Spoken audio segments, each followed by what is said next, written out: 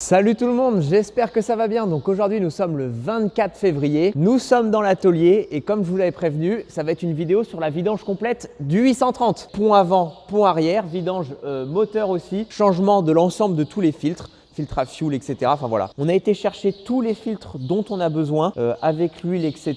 Bon voilà, c'est pas que pour le 830, hein. Il y a pour tout. Il y a pour la moissonneuse, pour tous les autres tracteurs de la ferme, etc. Comme ça, tous les ans, on fait une liste de ce qu'on a besoin pour l'année, pour l'ensemble des tracteurs, avec toutes les références, etc. Et ensuite, on se rend chez Classe pour aller chercher ce dont on a besoin. Donc voilà, vous avez tout le programme. Ce matin, on va commencer par la vidange du pont avant. Comme d'habitude, mettez un pouce bleu, allez vous abonner et je vous souhaite une bonne vidéo.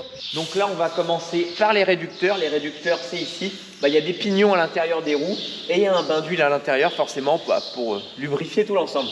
Donc on commence par vider ça. Là, je positionne des chandelles, je vais lever le tracteur avec le relevage avant. J'enlève le frein à main du tracteur, forcément, pour pas qu'il soit contraint, pour qu'il puisse se caler bien au niveau des chandelles. Lever le tracteur va me permettre de pouvoir tourner les roues à la main pour pouvoir vider les réducteurs.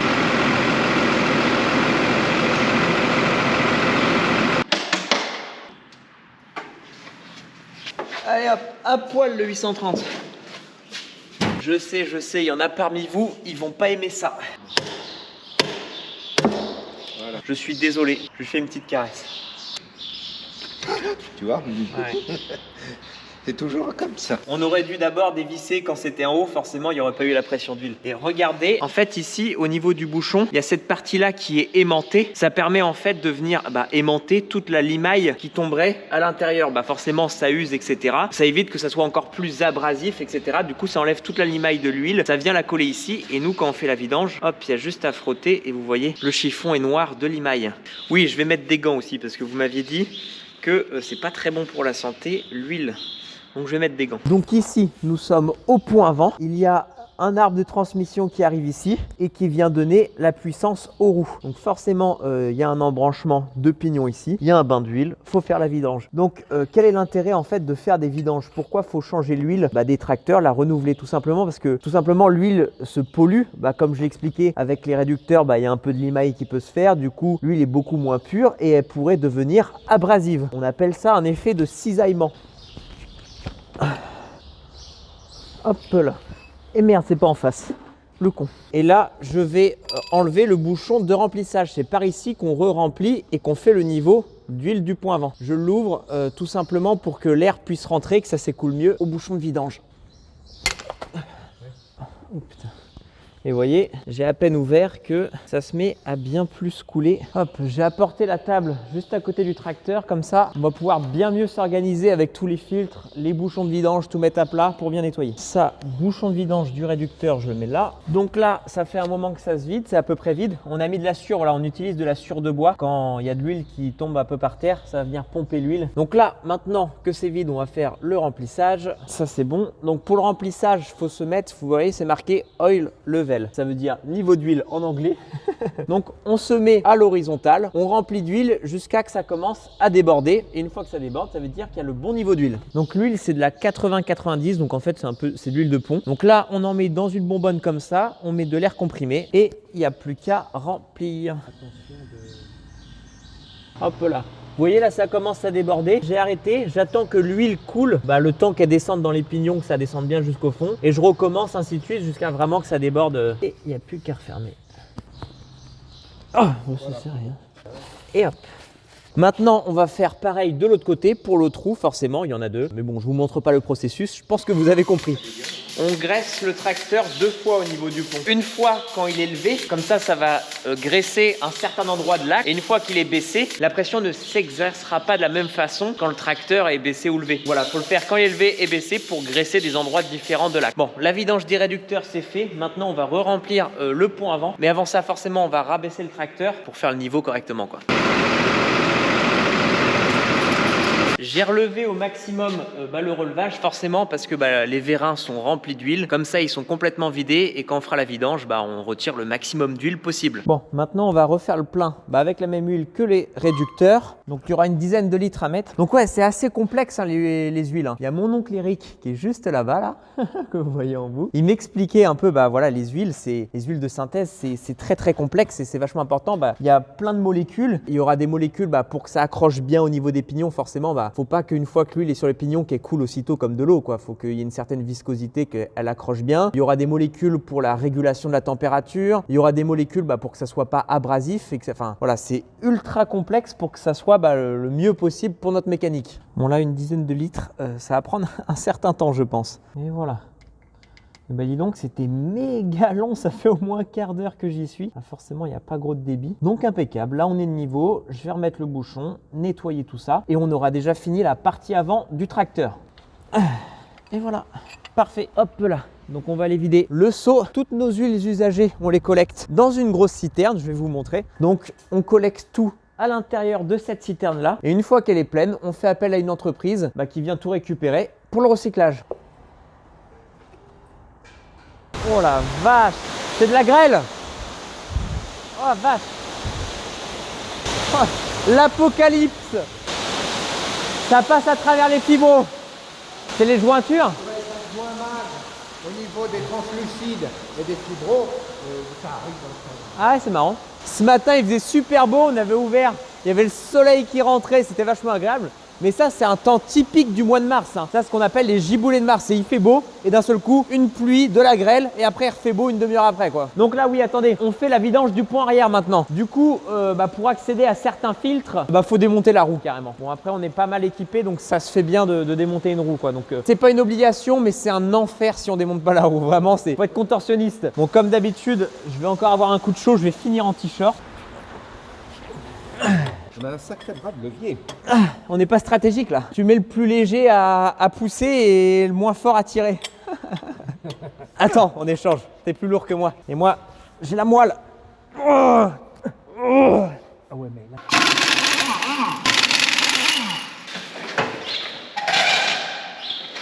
Vous voyez, le filtre il était carrément derrière la roue. Même par en dessous, là il y a les tuyaux qui gênent, etc. Donc bon. Voilà. Il n'y a pas de joint, je l'ai aussi. Oui, c'est un joint torique qui est sur le bouchon. Vache. Oh le G. Alors ça les amis, c'est un sacré G. Titre. Ah ouais, attends, ça va bientôt être prêt. Oh la vache. Attends, j'y arrive pas. Oh. Putain, c'est à la limite de déborder. Ouais, donc là, le pont arrière, il y a au moins 100 litres d'huile. La vidange pont, c'est tous les 2 ans?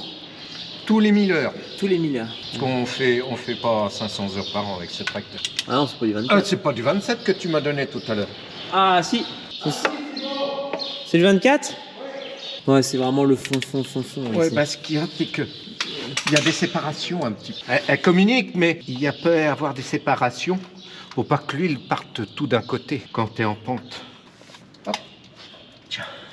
Bon, impeccable. On va laisser couler ça. Pendant qu'on va aller manger, on va aller se restaurer gentiment. Et puis quand on reviendra, tout aura vraiment bien coulé partout. Et il n'y aura plus qu'à tout refermer, changer le filtre et refaire le plein. Donc là, c'est la grosse crépine hydraulique. L'aspiration. Forcé comme un ami. Oh merde. Vas-y, va chercher le seau. Merde, c'était pas prévu. Merci. Bon, hop, nouvelle crépine hydraulique. Il n'y a pas eu de merde qui était dedans. Voilà. Hop, pas plus. Bon là, démontage du filtre hydraulique.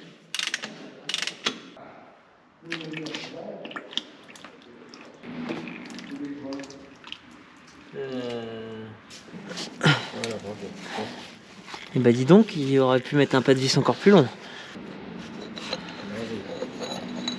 Je mets un peu d'huile sur le joint torique pour que le joint glisse bien et puis que ça fasse une bonne étanchéité. Hop là. Voilà. Ici, il y a un joint à retirer. Avec le filtre, il nous donne un nouveau joint. Toujours bien amorcé à la main. On aurait dû passer le fil de côté 1.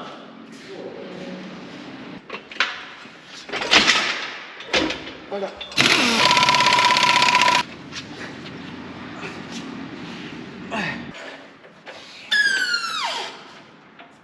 On va remettre de l'huile. Donc là, on a notre fût de GA12, donc c'est un fût de 200 litres. C'est l'huile de pont arrière, sauf qu'on a un petit problème, c'est qu'on a à peu près que 80 litres d'huile, alors qu'il en faut une centaine. Donc en attendant, on va mettre 80 litres, ça va être largement assez de quoi amorcer la pompe, etc. Mais bon, on va pas utiliser le tracteur avec quand même 20 litres d'huile en moins. On va lui en acheter, puis on fera l'appoint quand on aura l'autre fût, quoi. Là, ici, j'ai un compteur, je le remets à zéro. Comme ça, je vais vider mon bidon, je saurai exactement combien j'en ai mis, et je saurai exactement de combien faudra que je fasse un appoint. Vous voyez, ça y va.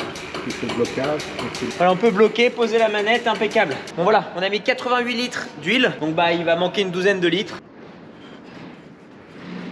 Et voilà, pour le pont arrière, c'est terminé. On passe au moteur maintenant. Donc je vais pouvoir démarrer le tracteur, tourner les roues pour amorcer la pompe d'huile. Et comme ça, on va faire chauffer le moteur pour pouvoir vidanger l'huile qui est dedans. Forcément, si l'huile est chaude, elle va être beaucoup plus fluide et s'écouler beaucoup plus facilement. On a été prendre un café le temps que ça chauffe et puis impeccable. Enlever la clé pour pas le démarrer, être sûr de pas démarrer le moteur. Bon allez, on va essayer de s'exciter à faire ça parce que moi à 18 h je dois partir. Là il est un peu plus de 16 h, donc on a 2 heures pour faire ça. Et pétard, on aura tout fait dans la journée. Bon allez hop, on s'excite un peu là. Allez hop hop hop. Ça risque d'être un peu chaud.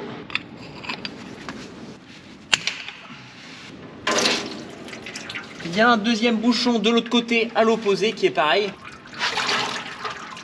Bon, je vais les mettre à laver ce soir. Putain c'est chaud, j'aurais dû mettre les gants. Voilà. Et dis donc, en tout cas aujourd'hui pour faire cette vidéo, j'aurais utilisé 4 batteries de GoPro. C'est bon pour vous? Là, c'est juste un serrage à la main, pas plus. Voilà, parfait. Impeccable. Maintenant, on va changer les filtres à fioul. Il y a un filtre à fioul qui est là et un pré-filtre à fioul qui est ici au niveau du réservoir. Voilà, donc c'est deux filtres à changer. Hop, voilà. Robinet fermé. On va éviter de vider le réservoir. Oh putain, je me fais surprendre.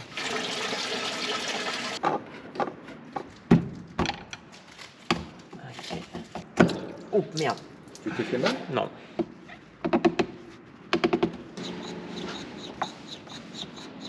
Donc voilà, maintenant on va faire le plein de 10W40, donc huile moteur.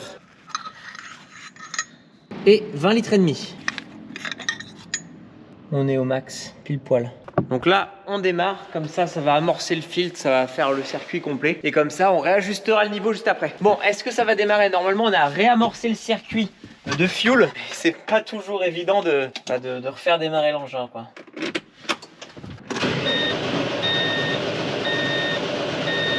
Allez, s'il te plaît. Yes. À amorcer les filtres à fioul, c'est un enfer. J'y ai passé au moins 10 minutes, un quart d'heure à pomper. Un enfer. On va vérifier le niveau d'huile. Bon, et voilà, terminé. On a refait une santé au tracteur. Tout l'entretien est fait, tous les graissages, la vidange complète. Donc ça faisait un moment qu'il n'y avait pas eu de vidéo mécanique sur cette chaîne. Je sais qu'il y en a parmi vous qui aimaient ça. Donc j'espère que ça vous a plu. En tout cas, merci d'avoir regardé cette vidéo. Mettez un pouce bleu, allez vous abonner. Et je vous dis à dans une prochaine.